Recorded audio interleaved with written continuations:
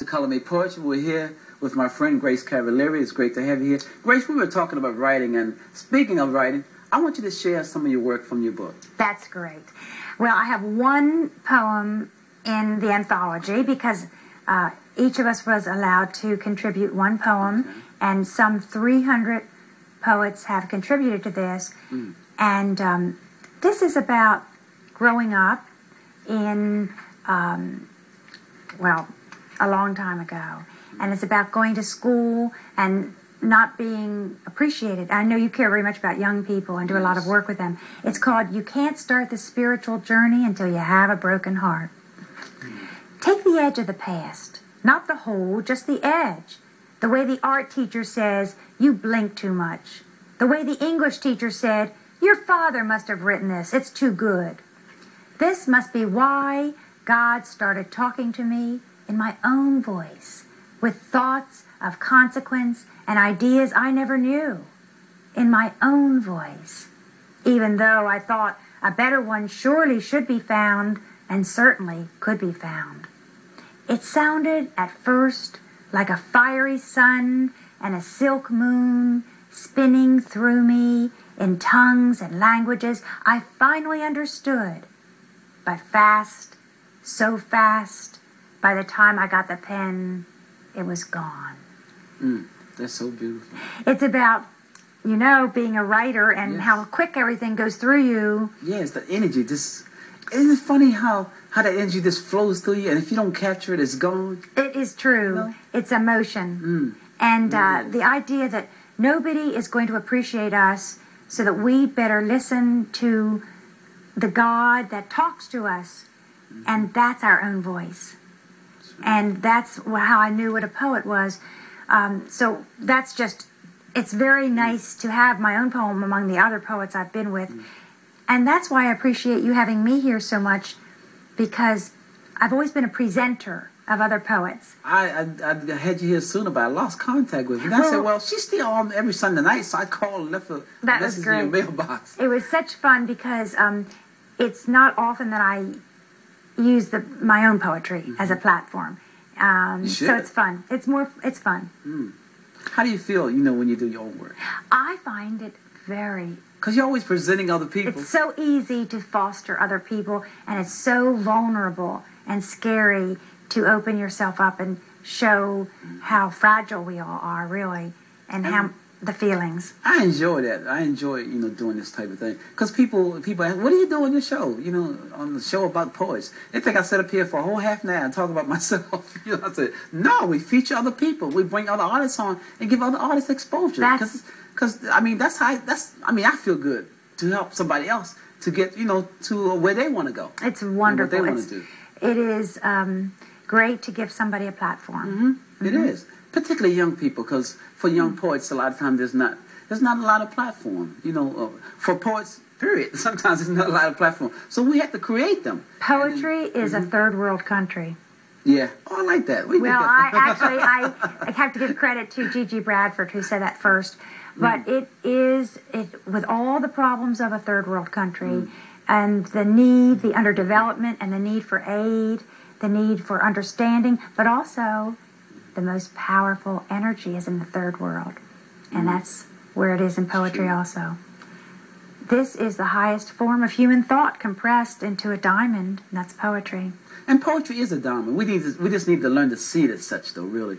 Because I think the way society is, we're so on the go. With people, we just, I don't know. And sometimes, you have to just stop and sometimes life will just make you stop and say, sit still and know that I am life. And it speaks to you that way. Sometimes I'm on the go so much, and sometimes I just have to stop and just, I don't know, the inspiration just comes. It's funny how inspiration comes to you, and you have to grab it. Sometimes it's like putting time in a bottle, as Jim Croce would say, or taking a snapshot of life sometimes.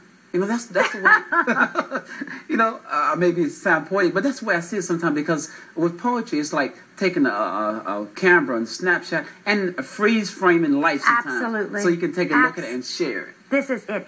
That way, if you look at it that way, it protects us against loss, because we don't lose anything.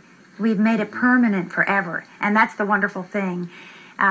Poetry as you say, gives us a snapshot that we'll always have. And we can move on then. We've done that, put it there, make it permanent. But as you say, if we go on in life buying and selling, well, and we lose our humanity, what's left to buy and sell? Who needs it? I mean, I think that what poetry does is keep us human. And yes. I don't think we were put on this planet Earth just about the stock market. Yes, I'm glad you said that. Mm-hmm. There's much more to life. Art is life, if you will. It really is. Well, writing has been, I guess, the way I get in touch with my being, my inside person. And I wish that America appreciated us enough so that our inside persons and our outside persons could be the same. But we usually have to divide ourselves. I have to go out, we have to earn a living. That's true. We have to look tough, we have to look as if we can accomplish anything, as if we won't fail. And inside we have many other feelings. I wish that at some point we could be recognized as more integrated. And I think that the artist wants to be seen as a whole person. Yes. An active person in the world. That's true. Not some weirdo in the closet writing. Right, because people, as artists, sometimes people think, like growing up, my family, they didn't know what I was doing. They thought something wrong with them, something like that. But no, wasn't anything wrong with me. I was just, I just always had this need to say what I want to say, and I didn't care who didn't like it. It's just been a part of my nature. Because I always felt the need to express myself on paper, if not verbally. As a child growing up, I was very withdrawn and quiet and that type of thing. And I always expressed myself through writing. And growing up through high school and junior high school and that type of thing, as far as African-American writers concerned, I didn't see a whole lot. Oh. And I mean, I know there was, Langston Hughes and people true. like that. But when I got to college and studied Afro-American literature, Afro-American short story, I found about people like Zora Neale Hurston. And I'm like, where has this sister been? Really? I didn't know about the writings of Zora Neale Hurston at all until I got to college. And I'm like, and when I discovered her, well, I didn't discover her, I was exposed to it. It just opened up a whole other thing. She was women's led before women's led. There's a new bookstore in town called Vertigo Books. Where are they? And they're right on Connecticut, DuPont Circle. And they have a whole packet of Zora Neale Hurston they sell as a packet. And now we are getting bookstores and people who will proliferate these great artists. But you hit a very tender nerve in American history, because when my children were going through school, they were not taught who Langston Hughes was in the classroom. When a black child was going through school, everyone knew who Langston Hughes was. Yes. So there was something really wrong. And where was the child getting it? At home, not in the classroom. So I think I must say that I believe in the last 20 years, some changes are coming. And I do believe things have been set right in the classroom a little bit to the better. But there has been a tragedy in the slow surface of these great voices. I didn't know